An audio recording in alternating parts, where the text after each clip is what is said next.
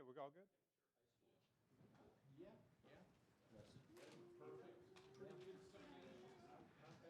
There's going to be a test later, so pay attention. So the answer to the first question is the restrooms are that way and to the back. So I love talking about Collings guitars, and I kind of just get going on it. But I encourage you, if you have a question at any time, let's not wait till the end to have questions. So as we're talking, if you have something you want to ask, raise your hand or shout out, and we'll go in that direction. So to begin with, I'm sure most of you know that Bill Collings passed away last year. He was the master. He was a great friend. He was a great friend of he changed the musical instrument industry. He really did. He was the best craftsman I've ever known, one of the best people I've ever known, and a very good friend to me. And I had the joy of doing a lot of fun stuff with him over the last nearly 30 years. And I was just counting it up today. I think it'll be 30 years this fall that I bought my first Collings. And he said to me, "Hey, I know you're a dealer. Why don't you buy a couple for the store?" And I said, "Okay." And I honestly thought, I'll get a couple guitars from him. They won't be as nice as the one that I bought. And then we just move on. Over the years, anytime I find somebody that makes a nice guitar, I buy one just as a test. And the next two guitars that came in from Bill were equally wonderful. And close to 1,000 guitars later with them, they've made over 20,000 guitars, but we've had about 1,000. They're just, it's like Christmas every day that they show up. You open them and you go, "Oh my gosh, this is beautiful. This is fascinating." When I first met Bill, his little shop down off of Lamar Street in Austin, Texas, had, I think, 4 employees. Bruce Van Wert, who's still with Collings, the Pluta brothers, John and Mark Pluta, and maybe one other person that I can't remember, and Bill, and that was it. That was the first location. The second location was out by Dripping Springs, and it grew to probably 45 or 50 employees in that building. It was a building that he just kept adding on to and doing stuff with, and it was multi-levels, and you went up this ramp here to go to there, and you go down this stairs to go to there, and this rooms and balconies. He just crammed everything in there. And then about 12 years ago, maybe a little longer than that, he bought 17 acres right down the road from there, right on the highway that goes out to Dripping Springs, and started out with one huge building that's about maybe 18,000 square feet, all designed completely for all the machinery that he would need, all the equipment, all of the things that it takes to build guitars, kilns, spray booths, wood storage, you name it. If you haven't been there, you should go, because it changes everything once you see that, and you go, "Oh my gosh, this is quite the deal." And there's somewhere between 90 and 100 employees. Incredible, dedicated craftsmen, I would say. Probably 30 of those people have been there, dozen to 15 years. They stay because they realize if they want to they want to be in the art of musical instrument making, there's no better place to be in the world. A lot of those people have become my friends over the years.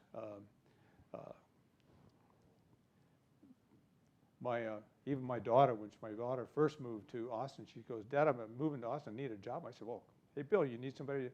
He goes, "Yeah, she can be the tour guide." So my daughter went down there and worked as the tour guide. This is a funny story. I'll go as an aside. When she's given the tour, she would call me and she'd say, "Hey, Dad, what's the difference between Sitka spruce and Adirondack spruce and Engelmann spruce?" And I'd tell her, and she goes, "Okay, bye." And So then at the end of the day, she said, yeah, I was given the tour and these people ask questions, and I don't want to keep running up to the front office or to the shop and ask to get the answers, and so I just call you. And so several times, she doesn't really, she's actually a horse trainer. That's what made her profession, but she's been around musical instruments, but doesn't know a lot about them. And I would get these emails or phone calls from people that said, oh, I went to Collings. Your daughter gave me the tour. She is so knowledgeable about guitars. So, she had them fooled. But they, from the ground up, from when they're buying the wood for the guitars to the machinery that they've advanced to over the last, 30 years, it's amazing what they've done. In the early days, it was never. Bill was a mechanical genius. He could make anything, and actually his skills with metal were probably better than his skills with wood. So the machinery and the jigs and fixtures that they made in the early days, before they had all the CNC machines. CNC means a computer-operated milling machine. If you haven't seen one of these things, they had all these jigs and fixtures to get consistency.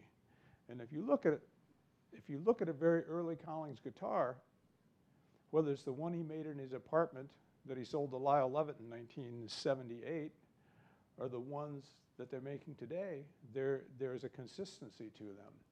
He just has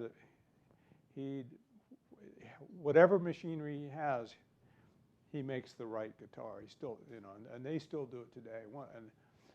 I know the question will come up: how do you feel that the company's doing now that Bill is not there?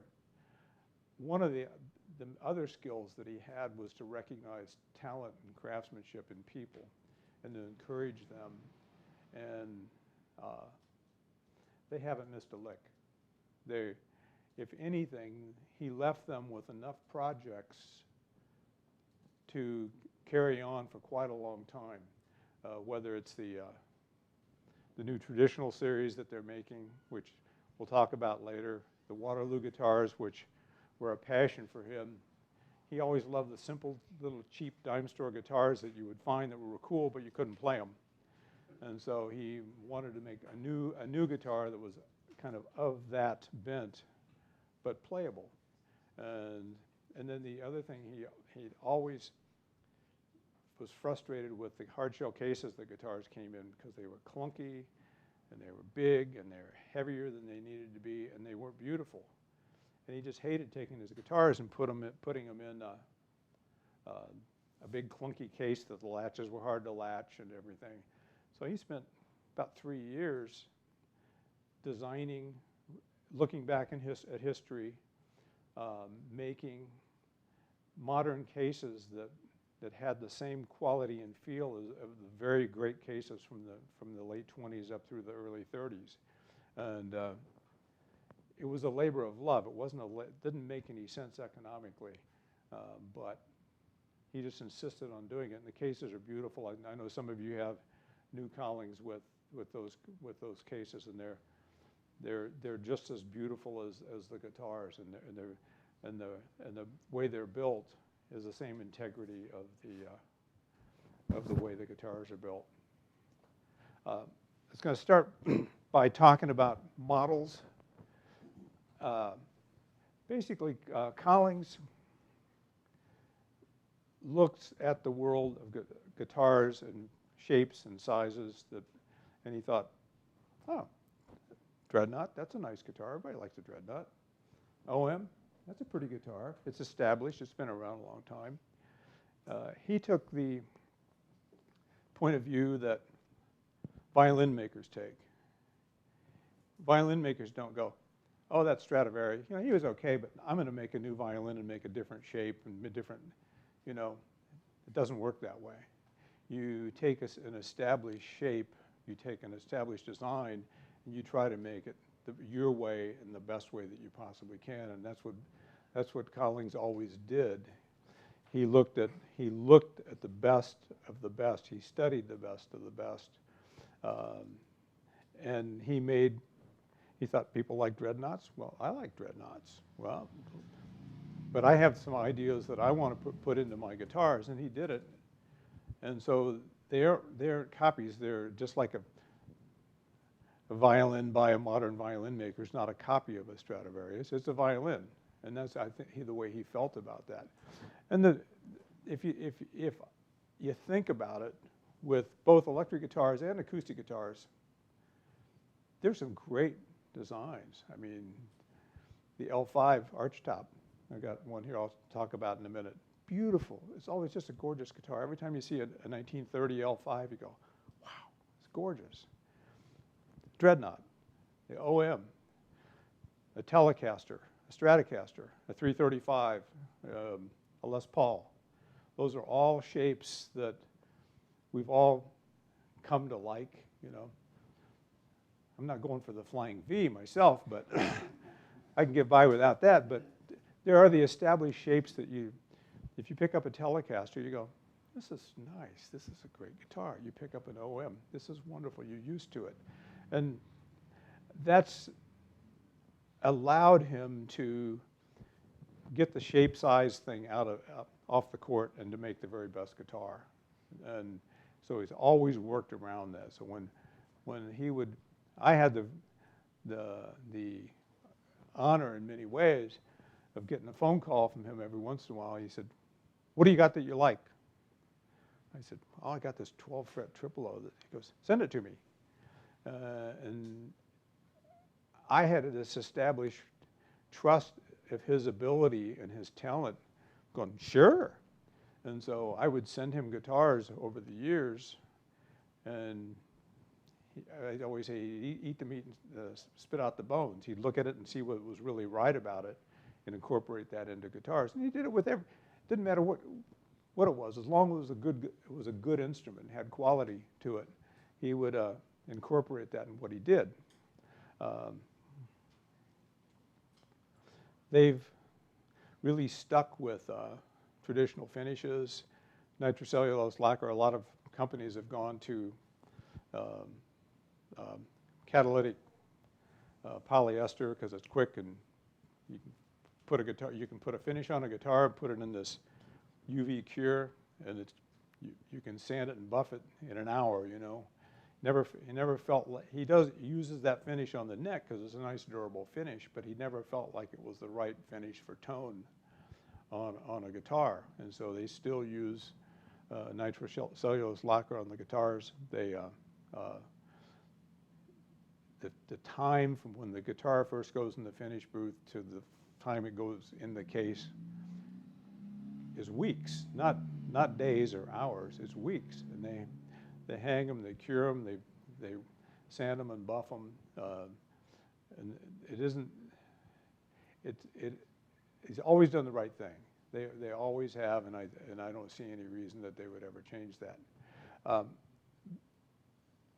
I was thinking this morning about what directions they've changed since I first met them. When I first met them, he was making dreadnoughts, which is the big guitar.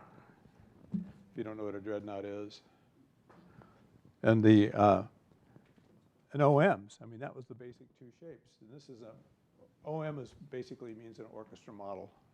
That's this shaped guitar. Those were the two main models that he was making. Then as time went on, people say, but Bill, would you make me this or make me that? And sometimes he did, sometimes he didn't, but they grew to making more shapes than that, to making some small guitars, they even made I forget what the name of this thing was. It was bigger than a J35 super jumbo guitar. They think they're going to make it again, as far as I remember. I never liked the guitar, to tell you the truth. But then, as time went on, he got interested in mandolins. And the mandolin market Gibson wasn't making very much. And the quality, they didn't really have a dedicated mandolin department. And Bill thought, oh, I can make a mandolin. And he told me later, he says, it was way harder than I thought it would be. You know, it was extremely, extremely difficult to make a beautiful, great sounding mandolin. But you know, once he put his mind to it, kind of like with the cases or any of the building the hard shell cases, he stuck with it. And now, the only mandolin manufacturer in this country that makes enough mandolins to be considered a line are the Collings. They're the go-to mandolin. And then beyond that, there's a million, there's dozens of custom makers of mandolins, guys that make anywhere from 3 to 10 mandolins, 15 mandolins a year. But as far as a manufactured high quality instrument, there's nothing. It's it, and everything is kind of compared to it. Just like pretty much now with acoustic guitars, whenever somebody comes in with a custom guitar that they made by somebody they know or their friend or themselves, they say, I want to play it against a Collings, see how it works. I want to play it against a pre-war Martin. So Collings is kind of the go-to for comparing your guitar to whatever other guitar that you might find. Another brand thing that they got into for a little while at the beginning of the ukulele rage, they got into making ukuleles. They make ukuleles for high-end ukuleles, $2,000 ukulele, $2,000 up ukuleles. And it just got to the point where they didn't have, he says, I don't have enough staff to make ukuleles and make mandolins. I've got to dedicate myself to a department for that size, that style of instrument. So they kind of like laid back on the ukulele market. And what you really find about ukuleles is that most people are not looking for a $3,000 ukulele. They're looking for, most ukulele players I know own a half a dozen ukuleles that they paid $300 or $400 a piece for, which is just fine. And so they have gone back to only making the higher quality on the high-end acoustic instruments. The other aside that they started doing was the Waterloo, which if you've seen, it doesn't say Collings on it, it says Waterloo, and the label says Waterloo by Collings. They're made right there in the same shop as the Collings, but intentionally made very plain. Like I said before, he really liked those cheap instruments like Stellas and the Kalamazoos, those kind of instruments that you always found and thought were cool, but they were never, it cost more to make them playable than it was worth. And so that's where he said, well, I can make those. And so I'll put one of these down. It has the look of a dime store guitar in many ways. Very plain, satin finish, kind of old Western style. When they started making these, the problem that they had was, he said, run the braces through the table saw and don't sand them, don't buff them up. When you put the glue in, let it squeeze out, don't clean it up. The guys are used to making, if you look at the inside of a Collings guitar, it's sculpture, it's beautiful, it's unbelievable. Every single detail is perfect. He said, I want these guitars to be perfect, but not to look perfect. I want to be able to sell them at a price range that people can afford them. And so you look in these things, you see a little squeeze out of the glue. He goes, oh yeah, leave it, don't clean it up. They've offered, he was so into these guitars that he knew all the differences between the old Gibson L2 Sparkles and the Stellas and the Kalamazoos, and there's a lot of different models of these, and he's offered them with a truss rod, without a truss rod, with X bracing, with ladder bracing. Ladder bracing, most modern high-end guitars have an X brace. Goes in here. That's kind of the considered standard for high-end guitars. The cheap guitars in the dime store back in the 30s had what they call ladder bracing, was just like 3 strips stuck across there. They both work. They have a different sound. The ladder brace is kind of hard, kind of trebly, kind of nasty in a good way. Has a lot of kind of treble bite. A lot of kind of country blues players, Mississippi John Hurt type people that want a nice bite to an instrument will use a ladder brace guitar.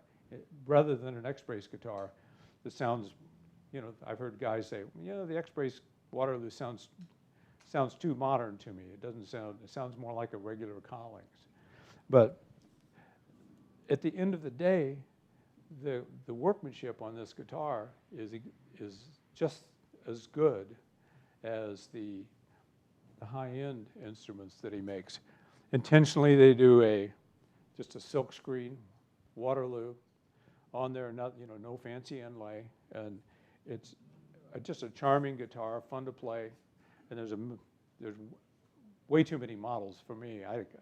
How many models are there? There must be 7 or 8, a dozen. Stock 8 pretty regularly, but they have a few that we don't try to keep around as much. So you're about 10.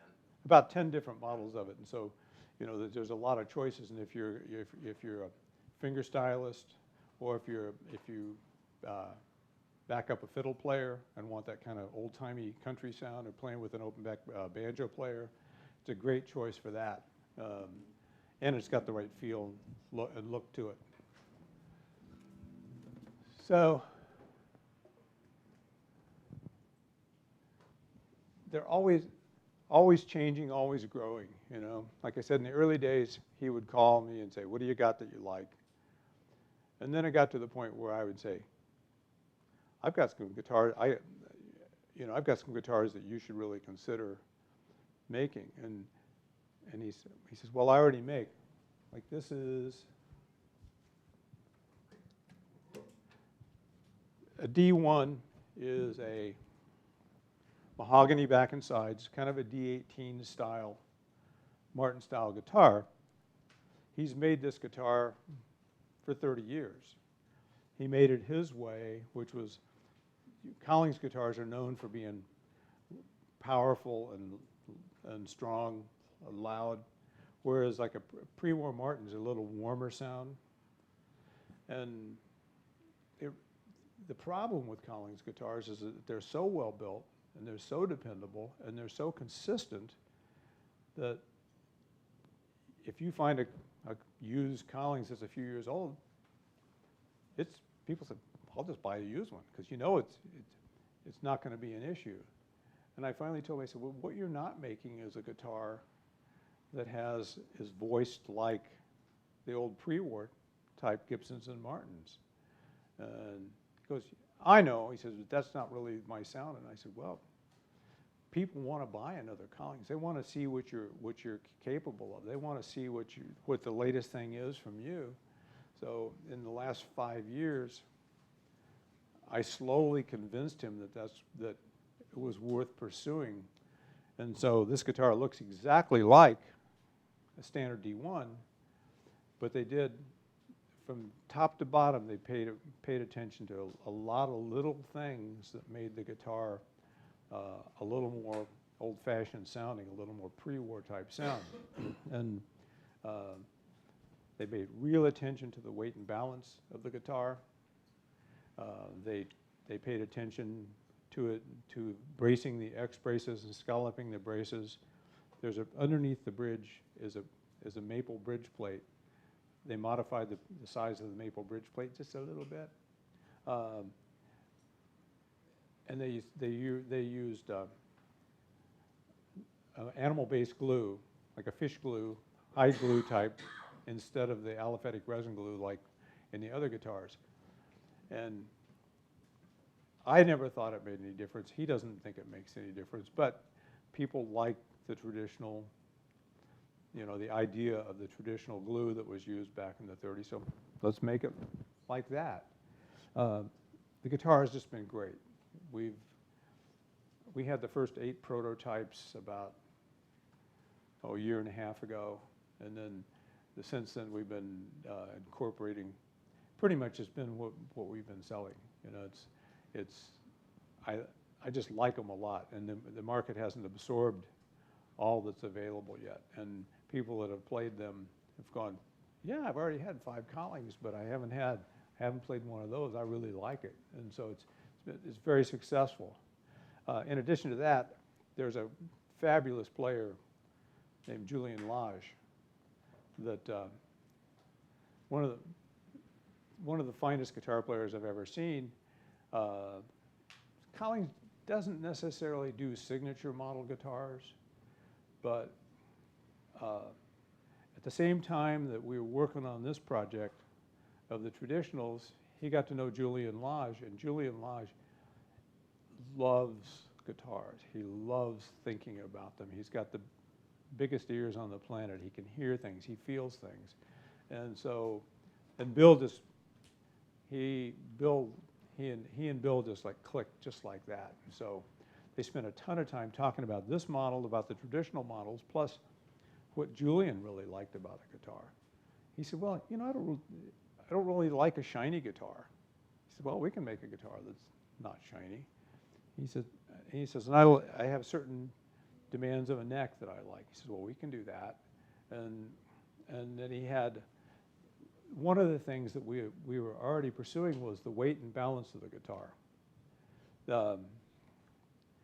Structurally, the actual pieces of wood that create the tone haven't really changed in the 30 years that I've known Bill on the guitars, but there are times when the guitars were heavier than others, and it turns out, as we went back and explored that, he had this, the mahogany parts, like for the neck block, or the neck block and the tail block, are semi-structural, and they don't really relate to the tone, but they can add a lot of weight. Well, he had this beautiful mahogany, it's gorgeous stuff for years, but it was really heavy. And so when you made a guitar out of it, it added an ounce or two to the guitar, and you felt it. And Julian, all of us, we said, I don't like the way that feels. And so it brought a lot of attention to them with not only the acoustic guitars, but the electric guitars and how the guitar felt. One of the things that, in developing this traditional series and the Julian Lage series that I'll show you in a minute, was how the guitar feels when you pull it out of the case. I know probably most of you know that when you pick your guitar up out of the case, before you even play it, if it's really heavy or if it's really too heavy or too light, you know, you want the bowl of porridge that's just right. You want to pull it out of the case and go, I love it. This is a great guitar, before you even play it. And once Bill started thinking about that, it didn't take long to figure it all out. When you used to walk back in the wood room, all the mahogany was stacked up, and beautiful, beautiful wood. You know, they buy every piece of beautiful wood they can ever find. Now you go back there, and at the end of the plank, it might say 6.1, 5.7, 7.2. That's the weight per cubic foot of the pieces of wood. So they started paying really close attention. So to how that worked and how that balanced out the instrument, because there are some cases where you want maybe a little heavier piece of wood to make the guitar balance, a lighter piece of wood to make it lighter, and and when they're buying their wood, they buy it based on weight per cubic foot, and they're always learning. They're always learning. There's,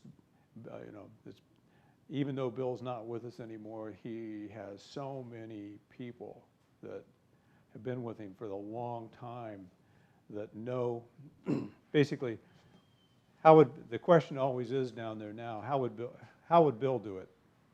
And they really dedicate themselves to making sure that they do it in a way that really reflects and honors his tradition of excellence. I was going to show you one of the things that Bill, I'm going to show you the Julian Lage guitar in a minute, but I wanted to show you this guitar. Bill always loved archtop guitars. He's really, beyond all the flat top guitars, he loved the old 16-inch L5s, the 17-inch L5s. This is probably one of the last guitars that basically he and Aaron Huft worked. Aaron's his protege. He's a genius builder, fabulous, and could keep up with Bill spiritually and energy-wise. I mean, they were both just amazing when they were on. He owed me this guitar for years. And I would go down there and there was this piece of wood and it would say Baggett on it. I said, when are you going to finish that damn thing? And finally he did. And it's a unbelievably beautiful guitar. I mean, every single thing about it is just drop dead gorgeous. It sounds great. And I had the honor of selling it to my friend Lon McCroskey, who was nice enough to bring it here so I could show it to you guys. I'm sure after we're done, he'll be glad to have you look at it. And that's just like one of the things, you know, you see lots of OMs, you see lots of Ds, you see, you know, standard issue guitars that they make. But then when you see something like this and look at it, it's extraordinary. It's just, work of art. Pardon? It's a work of art. It's definitely a work of art. There are many like that. While we're talking about that, I'll just show you another guitar. They've made over 20,000 guitars now. When in 1993, he said, well, I said, what serial number are you up to? He goes, well, like almost 1,000. I said, what are you going to do for guitar number 1,000? He goes, I don't know, what do you want to do? I said, make something really fancy. And so he made this guitar for me that is just unbelievable. And you can look at this thing, every single, all the pearl doesn't make a guitar sound better, but every once in a while you just gotta step it up, you know. And they did on this guitar. The pearl work is phenomenal. Nowadays, when you make a pearl guitar, they use what they call lamb pearl. Basically, they take the shell and they crush it, and they glue it back together with resin, so you can end up with a nice flat sheet that you can cut shapes out of, and you can have maybe 3/4 of, you know, 3 inches or so with one piece. Whereas in a guitar like this, there's no piece of shell in this. It's over probably, there might be something a 1/2 inch long, but that's it, all the way around the body, and you can't see any joints. Bruce Van Wert, who's the box builder still, did the inlay on this, and he said he used enough pearl on this to make 3 guitars, picking through it all to make it, you know, to have it shine and look a certain way. And it was more of an effort of, let's just, you know, let's celebrate that we've made it this long to 1,000. And it seemed like a milestone then, and now to think that there are over 20,000 guitars, and when they're still as lovely as they were. This Julian Lage is every bit plain mahogany, no filler, satin finish. This is every bit the guitar that is, and in some ways better, because anything that they figured out to do better over those years, tone-wise, structurally, weight and balance-wise, and everything, they incorporated into this guitar. So this is just the same guitar, it's quality-wise, and the same people, the same person that made that box, picked out that wood for that guitar, is the very same person that made this guitar. I forget, some of you were here when Bruce was here. Bruce has been with Collings for 30 years. And Bruce says, well, I pick out the wood for the guitars. And there were several people in the audience, and I think it was Jerry Hahn says, are you saying you picked out the wood for my guitar? He goes, yeah, that's what I do. And then somebody else said, what about my guitar? He goes, that's what I do. You know, 5 people later, he says, I do them. I do it every day. He goes in, he picks out, he looks at the work order, he matches the top to the weight of the back and sides. You might think, oh, it's a spruce top, mahogany back and sides, and that's it. Well, the weight, the weight and density of mahogany is not the same. There's real heavy, dense mahogany. There's really super light, almost balsa wood type mahogany. I long since don't tell him what to make. You know, used to be I'd say, oh, hey, Bruce, can you use this top with this back and sides? And he said, not if you want a good sounding guitar. And so I just said, make me a Adirondack spruce mahogany guitar. I did right before the Traditional Series. We had some custom guitars for us that I changed very little. I just said, I kind of like wide grain Sitka, the kind of medium wide grain Sitka tops. He goes, oh yeah, me too. And I said, and I kind of like a drop-in saddle because if a person wants to put a pickup in the guitar, it makes it a lot easier. And I don't think Adirondack bracing makes any difference. He goes, I don't think it does either. But you know, I said, well, let's make kind of a Mass Street music guitar, a plain and simple D1, wide grain Sitka, you know, medium weight, mahogany back and sides, drop-in saddle, and no tongue brace. There's a little brace, like some people call it a popsicle stick, some people call it a tongue brace. It goes underneath here. Pre-war guitars didn't have that. I said, let's leave that out or make an abbreviated one. So very simple things work. That was kind of the guitars that we kind of started the whole traditional thing. So anyway, the Julian Lodge guitar is, to me, probably the finest simple guitar that's been made. You have, I mean, you're welcome to play it. We have a few of them. When we're through, we can take it. It's hard to hear if people are talking in here. We can take guitars into rooms upstairs where, with 20 people talking, playing a guitar, you're wasting your time.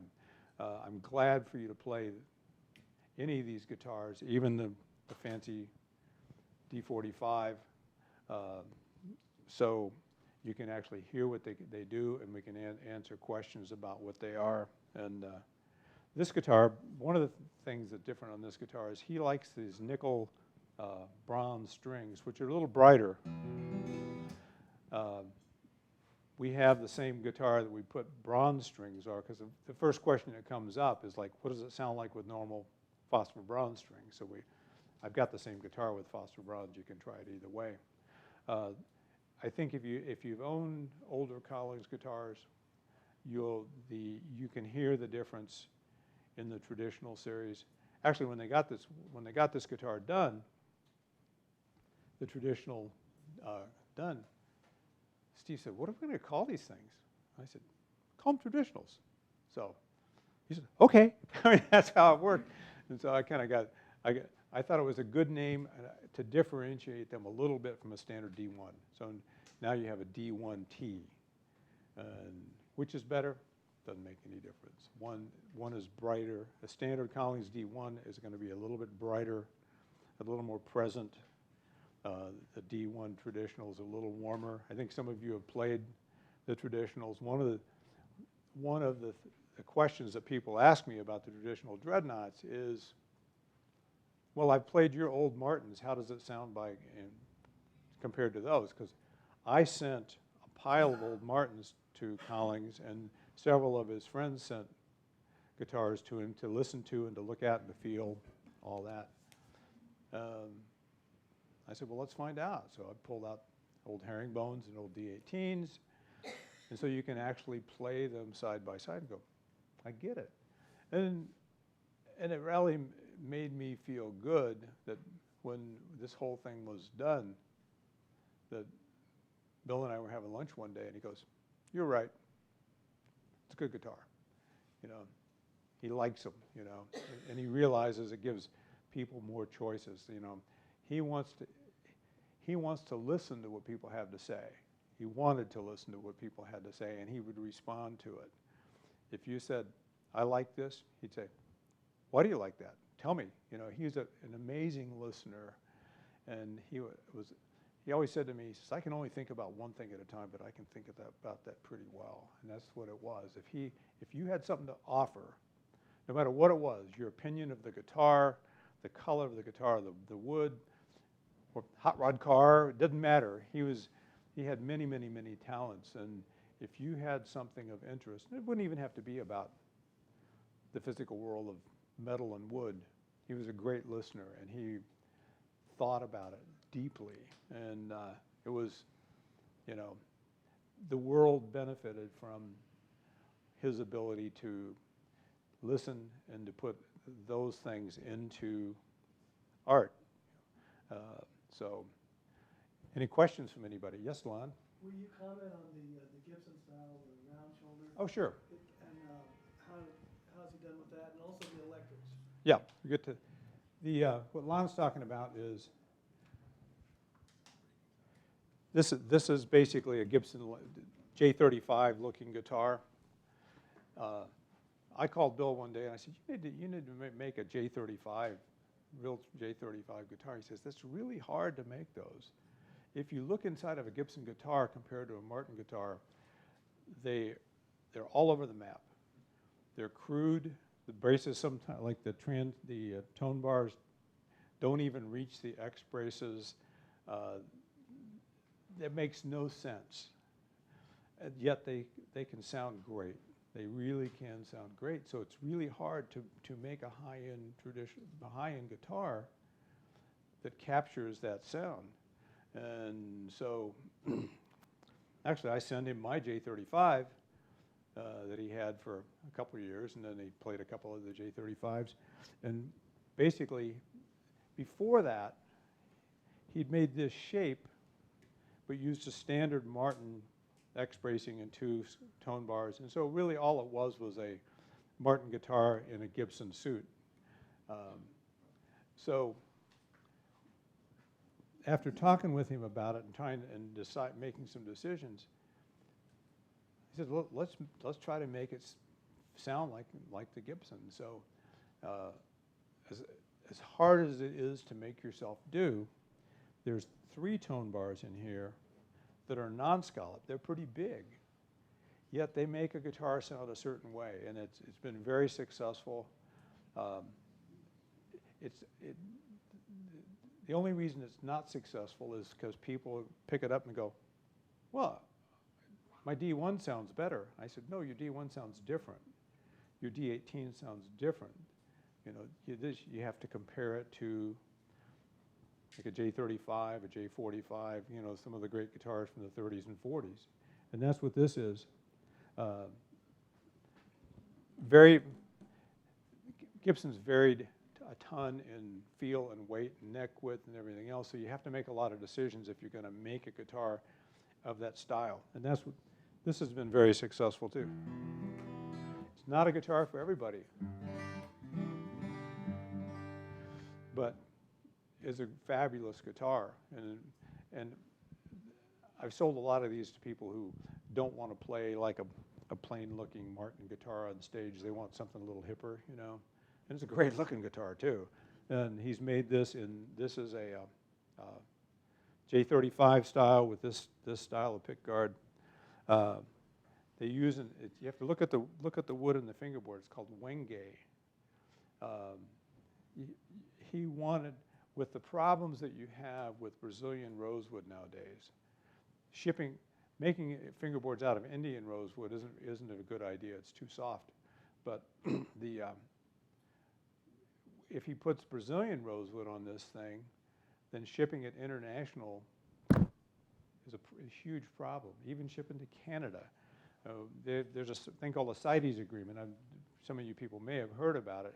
It comes from the fish and game, and it protects, you know, shell and furs and minks and, you know, endangered tortoiseshell, Brazilian rosewood is in that category, and so putting Brazilian rosewood on this fingerboard would make it to where you could only sell it within in the confines of the United States. And there's even talk, it's not settled. You know, it's hard to know where this is going, but it's a cool looking wood, and they've had enough success with using it on fingerboards and bridges on this guitar that they're actually making some with back and sides. It's kind of wild looking, but but now that they don't make Brazilian guitars anymore because they can't ship them, and you have to have your Brazilians certified, and you know, it's just can't do it. So they're kind of limited. You know, I've never thought there was anything wrong with Indian rosewood and mahogany, but you like to offer some exotic wood. There's exotic woods that some people use that look really cool, like cocobolo and things like that, but I don't think he ever really liked the sound. I don't really like the sound of cocobolo. It's too oily, it's too heavy, so it looks cool, but it's all about he always said, you know, buy your guitar with your ears, not with your eyes. It's good advice. And so anyway, that's the story on this guitar. We've made these in natural finish and sunburst finish, and then a few in black. Black is a really hard color. It's hard to keep it clean. It's very, very difficult to. So you guys are welcome to play it, but be careful when you're strumming on it. I was going to show you a couple of other guitars when he was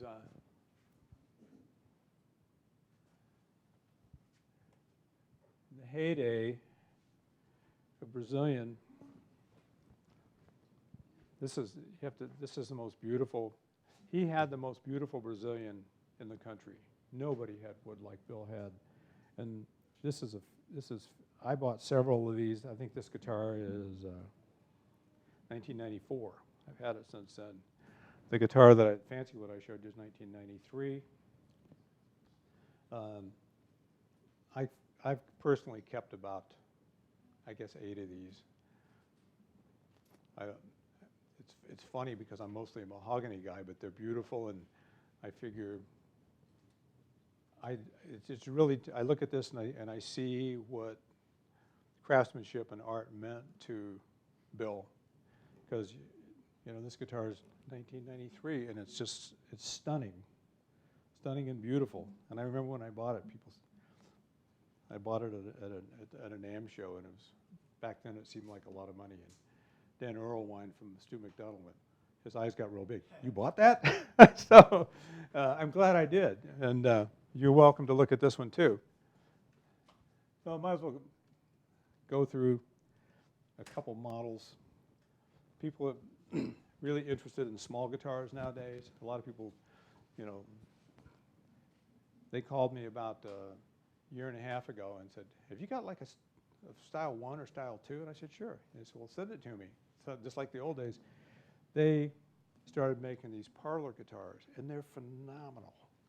They're just the same quality as everything else you did with Collings, and they're beautiful. And I call it the ultimate couch potato guitar, because you can sit in your easy chair, you can sit back on the couch, and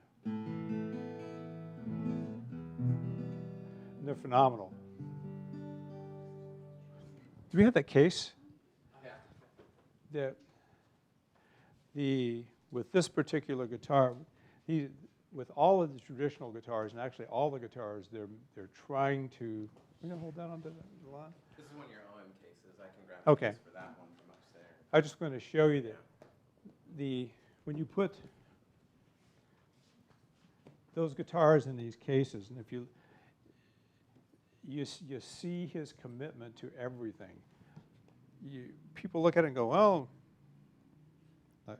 small case, how strong is it? Well, they actually make the plywood for the case there. They have a big stack of veneer there, and they have all the presses, and they roll the glue on it, and they press it, and this case you can stand on it, but it's very lightweight. When he had these latches made, he had them change the spring tension so when they shut, they snap and hold better. He had the old cases, the original latches. These are copies of the latches from the 30s. They said Guibe on them. He got them engraved Collings. You know, it's just over the top. The R&D for this thing is unbelievable. I was down there a couple of times, and he was playing with the foam and the padding on the inside so that it all went together with no wrinkles. You know, that's how obsessed he was with all this stuff.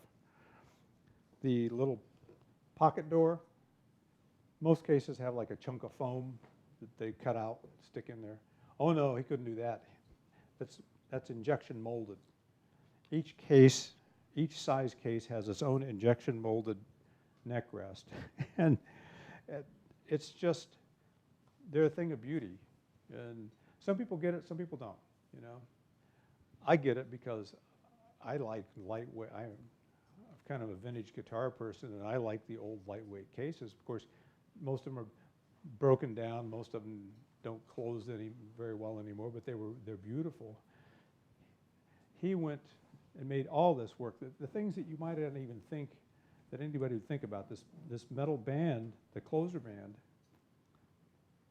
I bet they spent a month figuring out how to wrap this with the vinyl and to get it to work.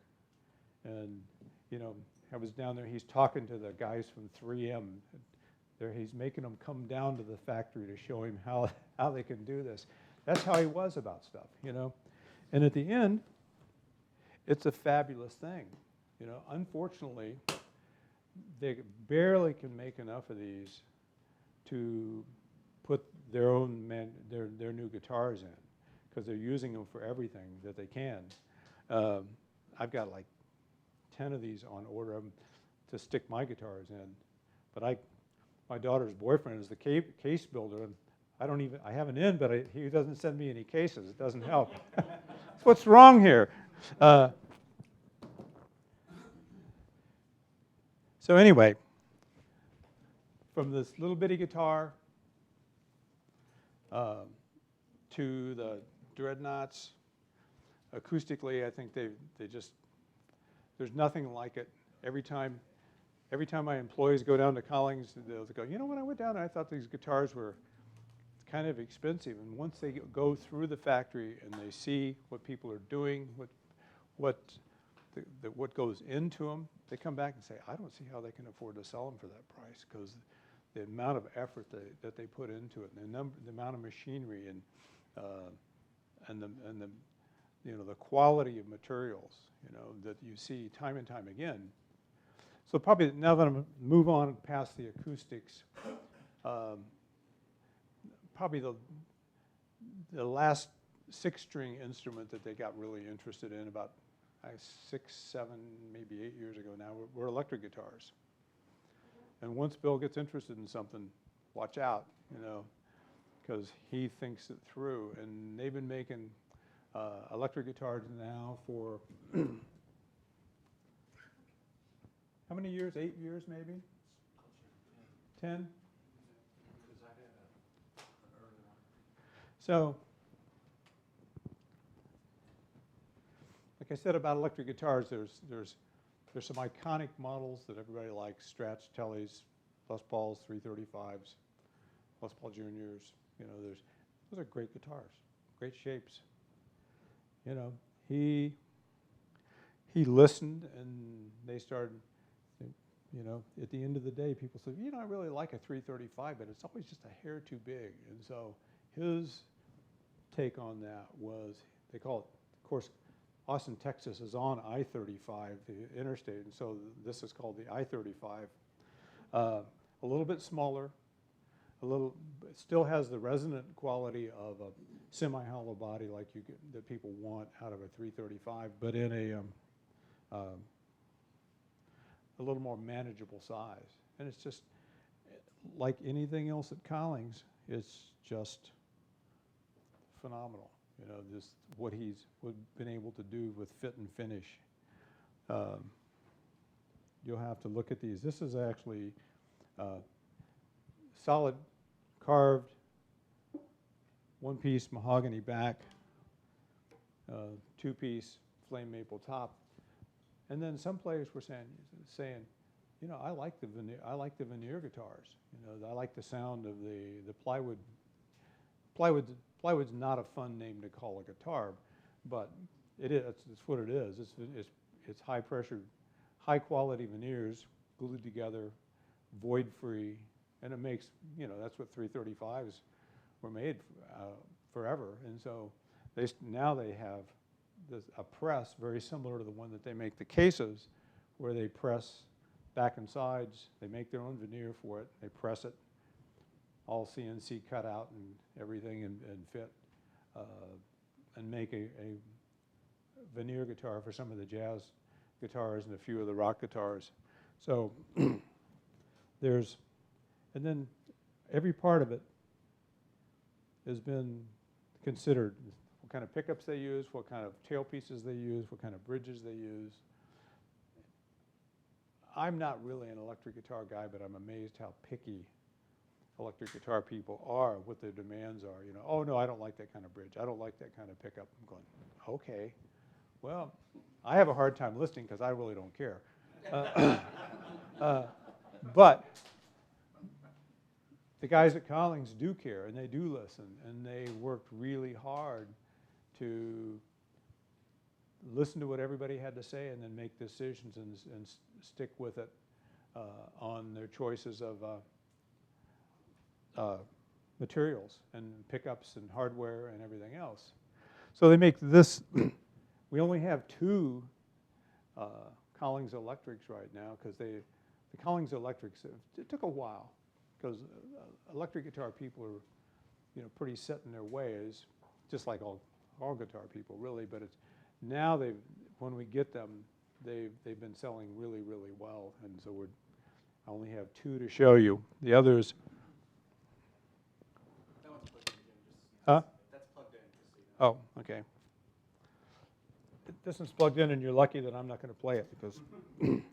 But actually, I'm going to get Brian. Huh? The amp's on standby, so you can unplug it if you want. I'm going to let you come up and play it.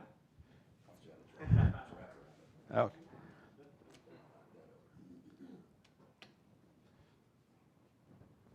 I'm going to let Brian play this guitar for you if you'd like to hear an electric guitar.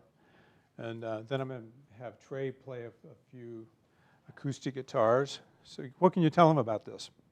Oh, it's What's the model? This is the City Limits. City Okay. Limits Deluxe. So it's got the parallelogram inlays, and yeah, it's everything that's kind of awkward about like a LP style guitar. They had contours in here to make it more comfortable, like the cuts right here, and on the especially the neck pocket here, it's a lot more comfortable to get up. It's a little bit more ergonomic. So sometimes LP guitars, Les Paul guitars, are a little bit more awkward. But Yeah, it's like they say about anything that he did. With acoustic guitars, eat the meat and spit out the bones. And with electric guitars, he looked at them and was like, what do we like, what do we not like? And so, but you also have to please the electric guitar customer.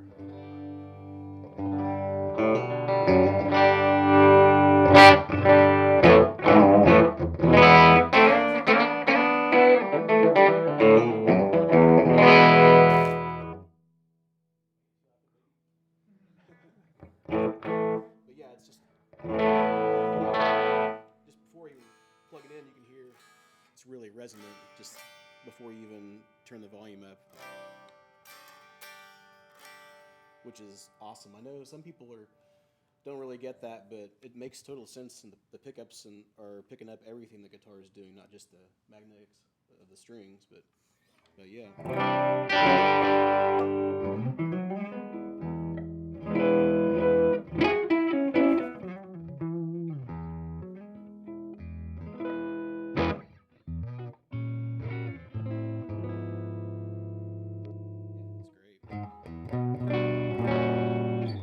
great.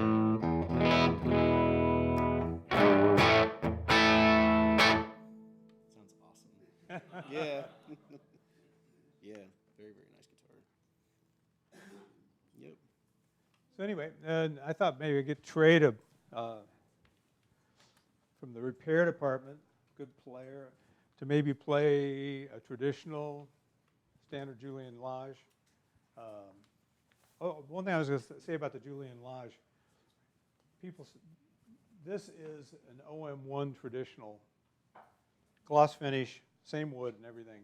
It's basically the same guitar, but it has wood, pour wood, pour filler on the mahogany, and it's done to a traditional Collings gloss finish. It's exactly the same price as the Julian Lage.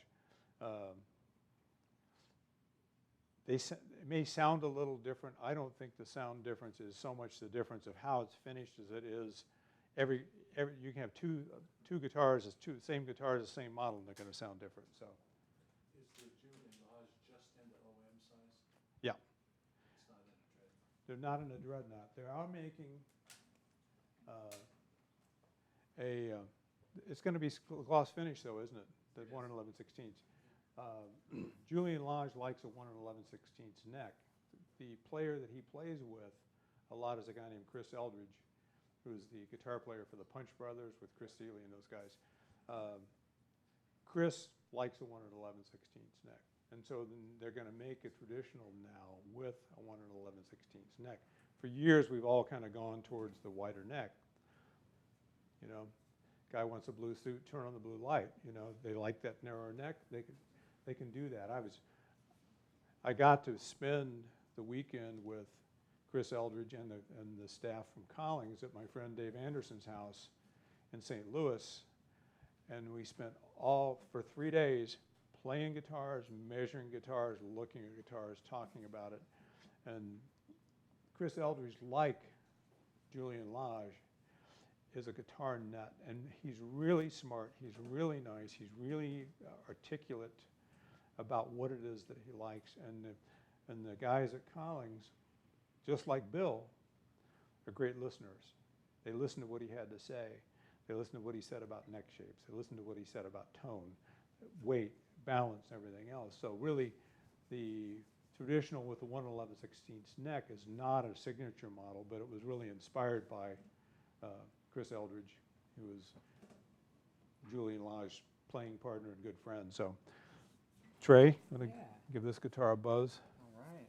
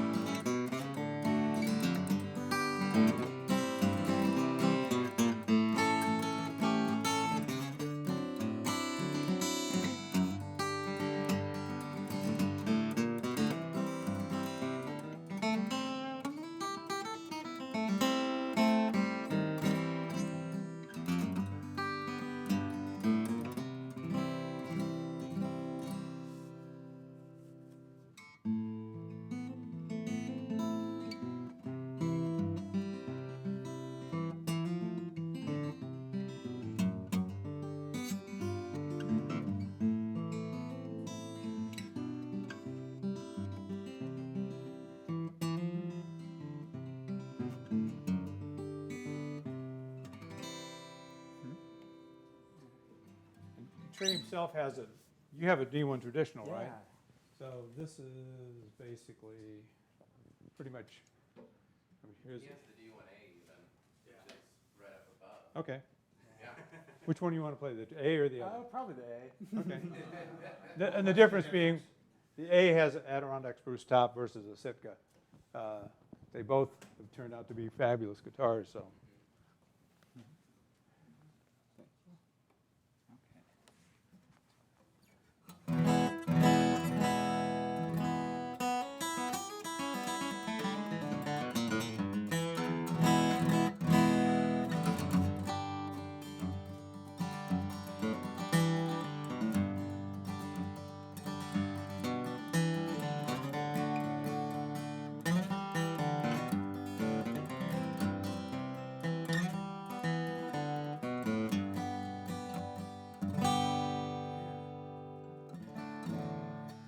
You can hear the difference. It's a bigger sounding guitar.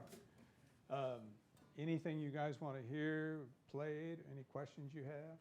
Yes. What is the standard width, Jim, of the Collings The neck, The neck. well, if, it's 1 11/16, but almost all the guitars that we get are ordered with 1 3/4 because that's what people have preferred for years. And now, I think some of these players like Julian and Chris Eldridge, they're such fast players, and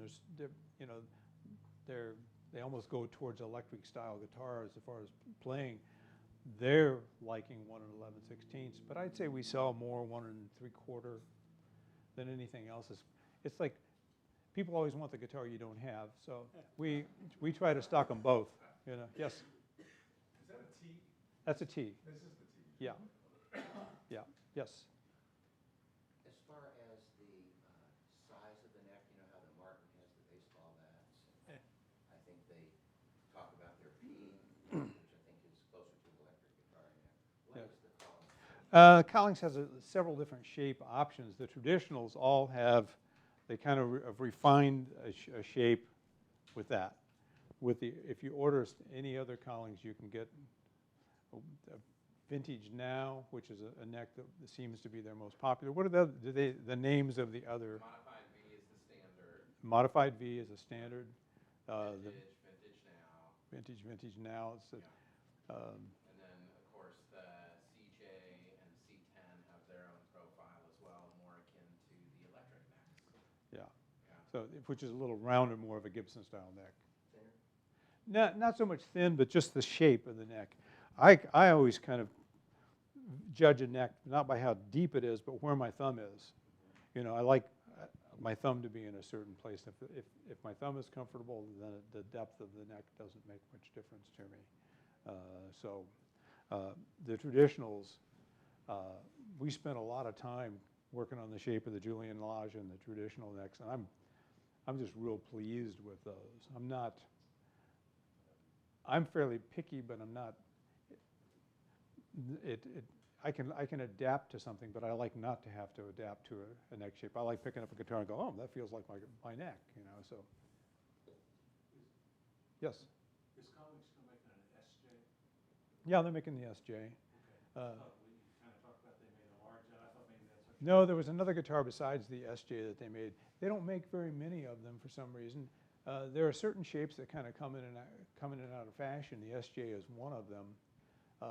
The 12-fret triple O, which is a lovely guitar, slot head triple O, they don't make very often anymore. They make it. We've got it seems like the double O in the 12-fret slot head guitar is way more popular than the triple O right now. The SJs, people don't come in asking for them anymore. But yes, they do. You can still order an SJ. Yeah, Lon? Is Collings a family-owned company, and what's going forward? They're gonna sell it to the employees, or is the family gonna own it, or what? Actually, his wife and daughter now own the company, and I think both of them are content with keeping it going, keeping the legacy. I think they realize how much he accomplished in a fairly short life, and so they're economically comfortable, and how much better could it be than to know that you're the heir to this company? I don't think, and it's actually kind of funny that my daughter's in Texas. I tell this story. Bill, 28 years ago, Bill called me up on the phone. He goes, "Guess what, Baggett? I'm going to be a dad." And I said, "Me too." And our daughters are just a few months apart. His daughter is in K-State going to vet school. My daughter's in Austin, Texas. So they went opposite directions. But yeah, Sarah, I think Sarah wants to keep the company alive. And Steve McCrary, they have a management team, Steve McCrary and Clint Watson, and Ruth, I can't remember Ruth's last name, are basically the management team of it. And there is so much loyalty in probably 25 or 30 of the staff there. There's a lot of people there that only been making guitar stuff in the business for a few years, but there's so much loyalty in this 20 or 30 people at the very top that have been there for years and years and years.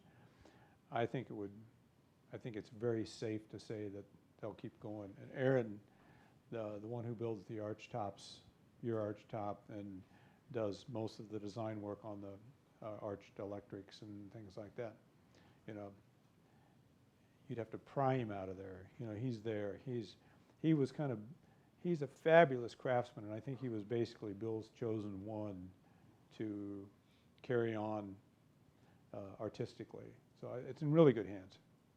Anything else? Anybody? All right. If anybody wants to play some of these guitars, come on up. Thank you all for coming. What can I say?